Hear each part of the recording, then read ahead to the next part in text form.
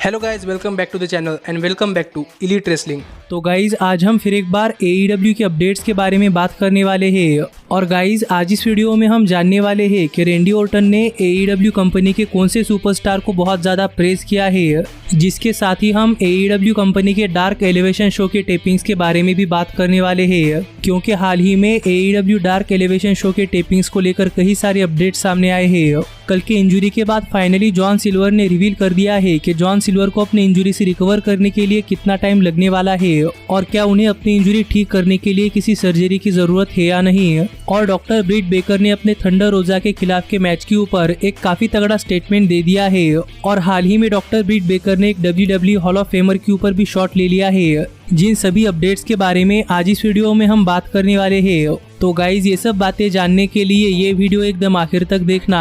और गाइज अब ज्यादा देर ना लगाते हुए चलिए वीडियो शुरू करते हैं। और सबसे पहले जानते हैं AEW डार्क एलिवेशन के टेपिंग्स के बारे में। तो गाइज आपको तो पता ही होगा कि AEW अपने कई डायनामाइट शोज में से कुछ डायनामाइट शोज पहले ही टेप कर लेती है। और फिलहाल में AEW एक लाइव डायनामाइट शो कर रही है, तो दूसरा dynamite show taped dynamite show कर रही है। और फिलहाल में तो AEW इसी स्केड्यूल के ऊपर चल रही है। पर हाल ही में इस वीक का लाइव डायनामाइट शो खत्म होने के बाद टोनी खान ने एक ट्वीट कर बताया कि गाइज इस वीक का डायनामाइट शो खत्म होने के बाद टोनी खान अपने next AEW dark elevation show के कुछ मैचेस टेप करने वाले हैं। और टोनी खान चाहते थे कि फैंस उन मैचेस को देखने के लिए अरीना के अंदर ही रहे, इसीलिए ही टोनी खान ने इस वीक का AEW का डायनामाइट शो खत्म होने के बाद अपने डार्क एलिवेशन शो के 2 मैचेस टेप कर लिए हैं। जिनमें से पहला मैच तो है ऑरेंज कैसिडी और चक टेलर वर्सेस रायन नेमथ और जेडी ड्रेक। जिस मैच के बारे में तो हम ज्यादा कुछ बात नहीं करने वाले, क्योंकि गाइज आपको ये match AEW dark elevation show के ऊपर देखने को मिलने ही वाला है। पर हाल ही में टोनी खान ने इस मैच को लेकर भी एक अपडेट दी है कि गाइज इस मैच के पहले टोनी खान ने ऑरेंज कैसिडी के लिए एक नया थीम सॉन्ग खरीदा है। जो थीम सॉन्ग हमें इस वीक के AEW डार्क एलिवेशन शो के ऊपर जानने को मिलने वाला है। पर मैंने आपको अभी कहा था कि गाइज AEW ने ये मैच पहले ही टेप कर लिया है, तो इसीलिए फाइनली ये भी रिवील हो चुका है कि ऑरेंज कैसिडी का नया थीम सॉन्ग कौन सा होने वाला है। और हाल ही में जो कुछ फैंस AEW का डायनामाइट शो अटेंड करने के लिए गए थे, या फिर जिन फैंस ने AEW डार्क एलिवेशन शो के टेपिंग्स के मैचेस देखे हैं, उन्होंने कुछ वीडियोस अपने सोशल मीडिया हैंडल्स के ऊपर शेयर किए हैं। जिन वीडियोस के अंदर हम सुन सकते हैं कि गाइज यहाँ पर ऑरेंज कैसिडी का नया थीम सॉन्ग पिक्सर्स का वेयर इज माई माइंड है। जो सॉन्ग तो मैं आपको इस वीडियो में यहाँ पर नहीं सुना सकता, क्योंकि गाइज ऑब्वियस सा रीजन है कॉपीराइट प्रॉब्लम्स। पर मैंने ये सॉन्ग यूट्यूब पर सर्च कर देखा है। और गाइज मुझे लगता है कि प्रॉबेबली ये सॉन्ग ऑरेंज कैसिडी को सूट करता है, लेकिन ये सॉन्ग थोड़ा ही स्लो है। पर आप भी ये सॉन्ग सुनने के बाद इस सॉन्ग के ऊपर अपने थॉट्स मुझे कमेंट कर बताइए। पर यही अपने लेटेस्ट इंटरव्यू में बात करते हुए टोनी खान ने ये भी रिवील किया कि गाइज टोनी खान ने ये सॉन्ग लाइसेंस करने से पहले ऑरेंज कैसिडी को सुनवाया था। और सबसे पहले यहाँ पर टोनी खान ने ऑरेंज कैसिडी से पूछा कि क्या ऑरेंज कैसिडी इस सॉन्ग को अपने थीम सॉन्ग के तौर पर इस्तेमाल करना चाहते हैं या नहीं। जिसके ऊपर ऑरेंज कैसिडी की तरफ से थम्स अप मिलने के बाद ही टोनी खान ने ये सॉन्ग ऑरेंज कैसिडी के लिए लाइसेंस कर लिया है। और टोनी खान ने ये सॉन्ग कुछ सेवरल ईयर्स के लिए अपने पास लाइसेंस कर लिया है। इसका मतलब कि गाइज आने वाले 2-3 सालों तक हमें ऑरेंज कैसिडी यही थीम सॉन्ग इस्तेमाल करते हुए दिखाई देने वाले हैं। और यहाँ पर ऑरेंज कैसिडी को उनका अलग से सेपरेट थीम सॉन्ग मिला है। तो गाइज यहाँ पर इस बात के भी थोड़े फार चांसेस है कि probably orange Cassidy best friend से अलग होकर एक ब्रेकआउट स्टार बन सकते हैं। पर मैंने यही सेम चीज जुरासिक एक्सप्रेस के लिए भी स्पेकुलेट की थी कि जंगल बॉय को नया थीम सॉन्ग मिलने के बाद प्रॉबेबली जंगल बॉय जुरासिक एक्सप्रेस से अलग हो सकते हैं। पर वैसा नहीं हुआ, इसलिए इस बार भी मुझे ऐसा नहीं लगता कि ऑरेंज कैसिडी को उनका नया थीम सॉन्ग मिलने के बाद ऑरेंज कैसिडी बेस्ट फ्रेंड से सेपरेट होने वाले हैं। पर आप भी मुझे कमेंट कर बताइए कि क्या ऑरेंज कैसिडी को बेस्ट फ्रेंड से सेपरेट हो जाना चाहिए या नहीं। पर गाइज अब हम आगे बढ़ते हैं और बात करते हैं हमारे अगली अपडेट की। पर गाइज आगे बढ़ने से पहले मैं आपको बताना चाहूंगा कि ऐसे ही AEW कंपनी के सभी लेटेस्ट अपडेट्स और स्टोरीज टाइम टू टाइम जानने के लिए आप हमारे चैनल की एप्लीकेशन डाउनलोड कर सकते हैं। और आप ये वीडियो देखकर समझ जाएंगे कि आप हमारे चैनल की एप्लीकेशन अपने स्मार्टफोन के अंदर कैसे डाउनलोड कर सकते हैं और आपको हमारे चैनल के एप्लीकेशन के अंदर क्या क्या मिलने वाला है। तो गाइज AEW के सभी latest updates time to time हमारा वीडियो आने से भी पहले जानने के लिए हमारे चैनल की एप्लीकेशन डाउनलोड करना मत भूलना। लेकिन गाइज अब हम आगे बढ़ते हैं और बात करते हैं हमारे अगले अपडेट की और जानते हैं कि फिलहाल में जॉन सिल्वर की इंजरी को लेकर कौन से अपडेट सामने आए हैं। और उनकी इंजरी के बाद जॉन सिल्वर का रिकवरी टाइम कितना होने वाला है और क्या जॉन सिल्वर को एक सर्जरी भी करवाने की जरूरत है या नहीं। तो गाइज अगर आपने हमारी कल की वीडियो देखी होगी तो आपको पता होगा कि कल के AEW डायनामाइट शो के मेन इवेंट में जॉन सिल्वर को एक इंजरी सफर करनी पड़ चुकी है और कल के डायनामाइट शो के मेन इवेंट में जॉन सिल्वर को अपने राइट शोल्डर के अंदर इंजरी हो चुकी है। जो इंजरी होने के बावजूद भी जॉन सिल्वर ने अपना मैच कंप्लीट किया, पर कल तक जॉन सिल्वर को पता नहीं था कि जॉन सिल्वर की इंजरी कैसी है। बस उन्हें सिर्फ इतना ही पता था कि डॉक्टर्स कह रहे हैं कि जॉन सिल्वर की इंजरी उतनी ज्यादा सीरियस नहीं है। पर गाइज अब 2 दिन बाद जॉन सिल्वर का पूरा मेडिकल चेकअप हो चुका है और फाइनली जॉन सिल्वर की कंडीशन रिवील हो चुकी है। और यहाँ पर अपने कंडीशन के ऊपर बात करते हुए एक ट्वीट कर जॉन सिल्वर ने रिवील किया कि गाइज बैड न्यूज ये है कि जॉन सिल्वर की इंजरी की वजह से जॉन सिल्वर को अब करीब 4 से 6 हफ्तों तक AEW के डायनामाइट शो के ऊपर एक्शन मिस करना पड़ेगा। पर गुड न्यूज ये है कि जॉन सिल्वर की इंजरी इतनी मेजर इंजरी नहीं है जिसे कि कोई सर्जरी करवाने की जरूरत पड़े। जो देखा जाए तो एक काफी अच्छी बात है कि गाइज जॉन सिल्वर की इंजरी इतनी बड़ी नहीं है कि जॉन सिल्वर को एक सर्जरी करनी पड़े। और माना कि एक माइनर इंजरी है लेकिन फिर भी जॉन सिल्वर को AEW के डायनामाइट शो के ऊपर करीब 4 से 6 हफ्तों तक अपना एक्शन मिस करना पड़ेगा। जो देखा जाए तो जॉन सिल्वर के लिए काफी बुरी बात है, पर हमें प्रोबेबली जॉन सिल्वर BTE में बैकस्टेज देखने को मिल सकते हैं। पर फिलहाल के लिए तो ये क्लियर है कि जॉन सिल्वर को अपनी इंजरी से रिकवर करने के लिए करीब 4 से लेकर 6 हफ्तों तक का टाइम लगने वाला है और मैं भी होप करता हूँ कि वो अपनी इस इंजरी से जल्द रिकवर करे। लेकिन गाइज अब हम आगे बढ़ते हैं और बात करते हैं हमारी अगली अपडेट की और जानते हैं कि हाल ही में ब्रिट बेकर ने WWE के कौन से हॉल ऑफ फेमर के ऊपर एक काफी तगड़ा शॉट ले लिया है और उस WWE हॉल ऑफ फेमर ने ब्रिट बेकर को किस तरीके से जवाब दिया है। तो गाइज अगर आपने हमारा इस वीक का AEW के डायनामाइट शो का रिव्यू वीडियो देखा होगा तो आपको पता होगा कि गाइज इस वीक के AEW डायनामाइट शो के ऊपर डॉक्टर ब्रिट बेकर का एक इंटरव्यू लिया गया था, जिस इंटरव्यू में डॉक्टर ब्रिट बेकर ने अपने लास्ट वीक के थंडर रोजा के अगेंस्ट हुए अपने मैच के बारे में कुछ बातें कही थी।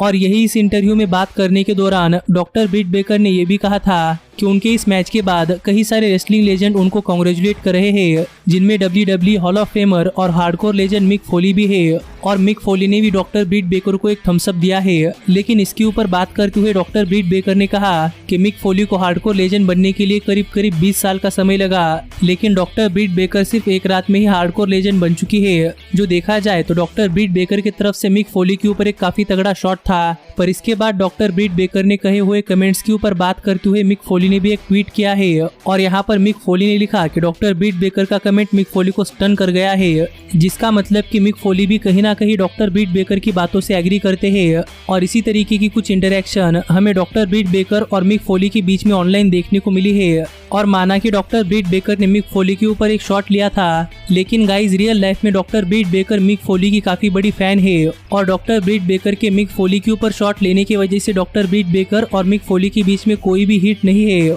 और यहाँ पर मिक फोली को भी पता है कि डॉक्टर ब्रिट बेकर ने अपने हील कैरेक्टर को एलिवेट करने के लिए मिक फोली के ऊपर एक शॉट लिया है। और ऐसे ही फिलहाल में डॉक्टर ब्रिट बेकर का हील कैरेक्टर देखकर भी काफी ज्यादा मजा आ रहा है और कहना पड़ेगा कि डॉक्टर ब्रिट बेकर ने एक हील सुपरस्टार बनकर अपने आप के ऊपर काफी ज्यादा काम किया है, जिसके ऊपर आप क्या कहना चाहते हैं ये आप मुझे कमेंट कर बताइए। लेकिन गाइज अब हम आगे बढ़ते हैं और बात करते हैं हमारी अगली अपडेट की और जानते हैं कि हाल ही में ब्रिट बेकर ने अपने थंडर रोजा के खिलाफ हुए मैच के ऊपर क्या कहा। तो गाइज मैंने आपको अभी बताया कि डॉक्टर ब्रिट बेकर ने थंडर रोजा के खिलाफ हुए अपने मैच के ऊपर बात करते हुए मिक फोली के ऊपर एक काफी तगड़ा शॉट ले लिया है। पर गाइज वो सब डॉक्टर ब्रिट बेकर AEW के टेलीविजन के ऊपर एक कैरेक्टर के अंदर रहकर कर रही थी। और उनके थंडर रोजा के खिलाफ के अनसैंक्शन मैच के बाद हाल ही में डॉक्टर ब्रिट बेकर का रेने प्रेकेट के साथ एक इंटरव्यू हुआ है, जिस इंटरव्यू में बात करते हुए रेने प्रेकेट ने डॉक्टर ब्रिट बेकर से पूछा कि क्या अपने मैच के पहले ब्रिट बेकर थोड़ी फार नर्वस थी या फिर उन्हें लग रहा था कि वो अपने मैच के अंदर अच्छी तरीके से परफॉर्म नहीं कर पाएंगी।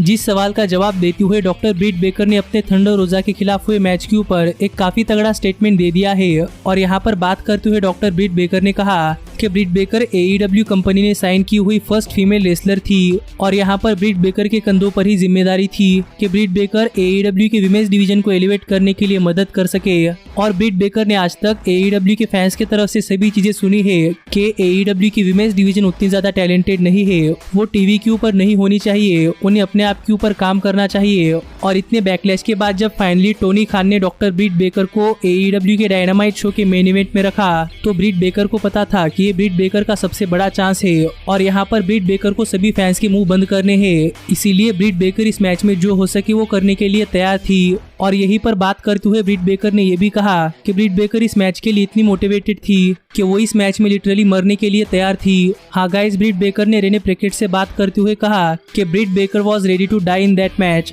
जो देखा जाए तो ब्रिट बेकर की तरफ से काफी तगड़ा स्टेटमेंट था और यही स्टेटमेंट दिखाता है कि डॉक्टर ब्रिट बेकर अपने तरफ से उस मैच के अंदर कितना ज्यादा एफर्ट डाल रही थी और उन्हें भी AEW के फैंस को दिखाना था कि AEW की विमेंस डिवीजन वर्थ करती है, जो कि मुझे लगता है कि उन्होंने कर ही दिखाया है। और वो मैच AEW की विमेंस डिवीजन की तरफ से आज तक का सबसे बेहतरीन मैच था। पर गाइस, डॉक्टर ब्रिट बेकर के स्टेटमेंट के ऊपर आप क्या कहना चाहते हैं ये आप मुझे कमेंट कर बताइए। लेकिन अब हम आगे बढ़ते हैं और बात करते हैं हमारे सबसे मेन अपडेट की और जानते हैं कि हाल ही में WWE के लेजेंड किलर रेंडी ओर्टन ने AEW कंपनी के कौन से टॉप स्टार को सबसे ज्यादा प्रेज किया है। तो गाइज, आपको पता होगा कि AEW कंपनी आने के बाद से रेंडी ओर्टन AEW कंपनी के साथ ऑनलाइन काफी सारी चीजें टीज कर रहे थे कि रेंडी ओर्टन AEW कंपनी में जाने वाले हैं वगैरह वगैरह। पर हमें फाइनली पता चला कि रेंडी ओर्टन ये सब चीजें WWE से अपना पेचेक बढ़ाने के लिए कर रहे थे।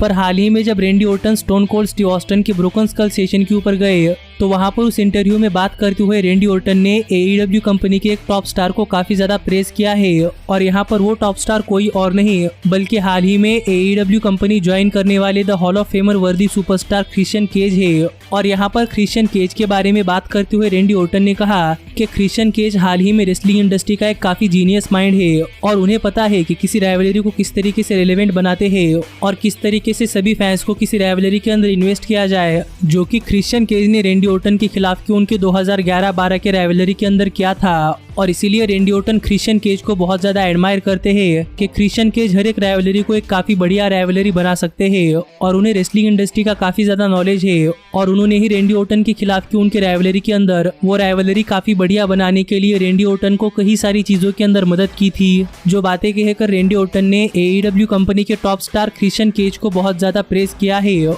और उन्हें लगता है कि क्रिश्चियन केज जहाँ पर भी हो वहाँ पर वो वहाँ के टैलेंट्स को एलिवेट करने के लिए मदद कर सकते हैं। जो देखा जाए तो फिलहाल में क्रिश्चियन केज कर ही रहे हैं और हमें नेक्स्ट वीक क्रिश्चियन केज का AEW के डायनामाइट शो के ऊपर डेब्यू भी देखने को मिलने वाला है। तो देखना पड़ेगा कि नेक्स्ट वीक क्रिश्चियन केज की परफॉर्मेंस कैसी होती है और क्या वो AEW कंपनी के बाकी स्टार्स को एलिवेट करने के लिए भी मदद करते हैं या नहीं। पर गाइज, आपका रेंडी ओर्टन की इन थॉट्स के ऊपर क्या कहना है ये आप मुझे कमेंट कर बताइए। और क्या आपको लगता है कि क्रिश्चियन केज AEW कंपनी के सभी टैलेंट्स को ओवर करने के लिए मदद कर सकते हैं या नहीं। पर गाइज, हमारी आज की वीडियो यही तक की थी और ऐसे ही AEW कंपनी से रिलेटेड सभी अपडेट्स काफी जल्दी जानने के लिए हमारे चैनल की एप्लीकेशन डाउनलोड करना मत भूलना। पर अब मैं मिलता हूँ आपसे अगली वीडियो में। पर तब तक stay healthy, stay happy and keep watching elite wrestling. Hey, did you like that video? Click the screen for more. And where do you think you're going? Check out our official merchandise page and to support the entire cast. And thanks so much for being the elite. The elite. The elite. What, Nick, you're not going to sing it all with me this time?